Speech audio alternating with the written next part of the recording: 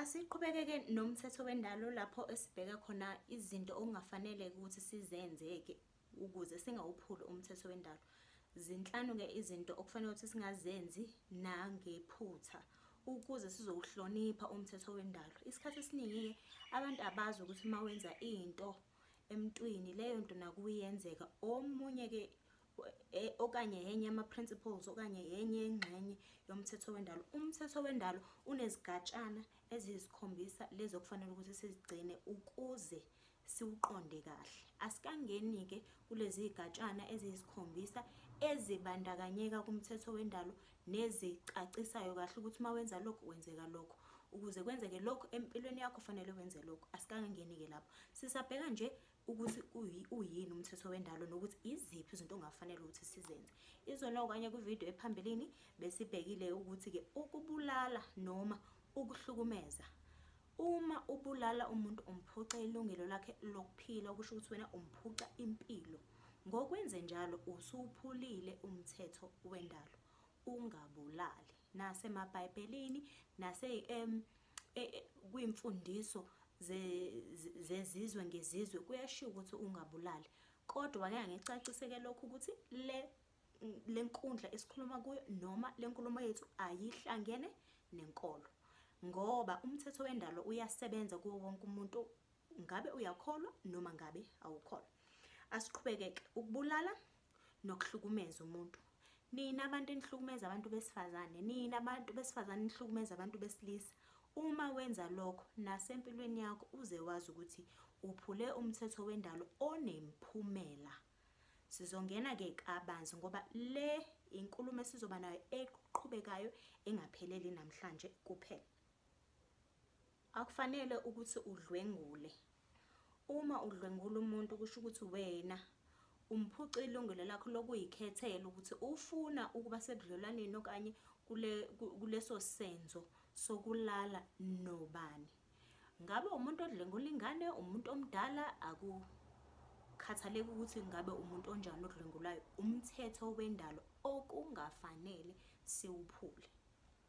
Okay? Kube untshontsha. Uma untshontsha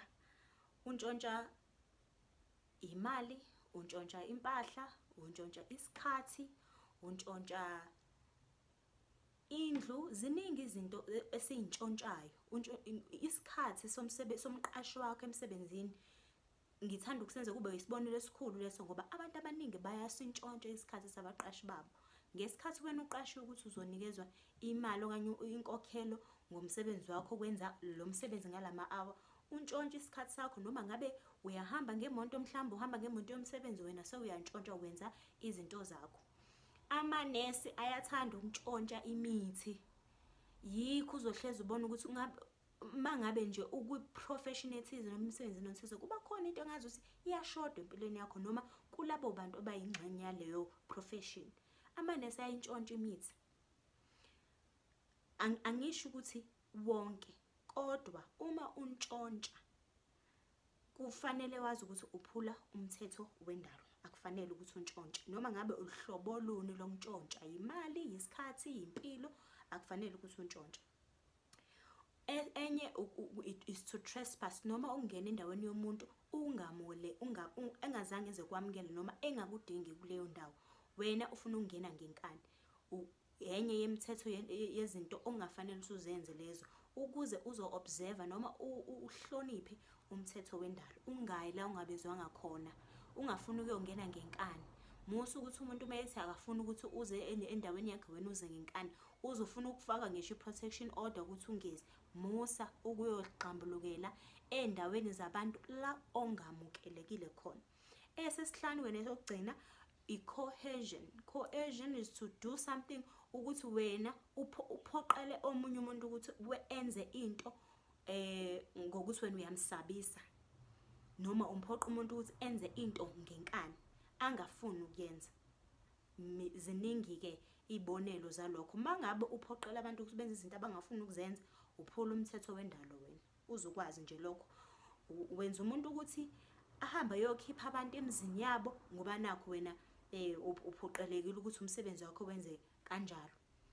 Ziningi ibonelo uyazazi nawe njengoba ula ukhona ukuthi izibonelo ongazibheka uzithathe wena wenza izibonelo ngempilo yakho ukuthi hayibo yazi ngeke ngaphoqeleka ubani ukuthi angenza ukuthi nokuthi, noma nami ngeke ngamphoqela umuntu ukuthi enze ukuthi engafuni ukwenza leyo nto. Niyayibona leyo nto? Abazali bakwenza kakhulu lokho ey'nganeni zabo emakhaya.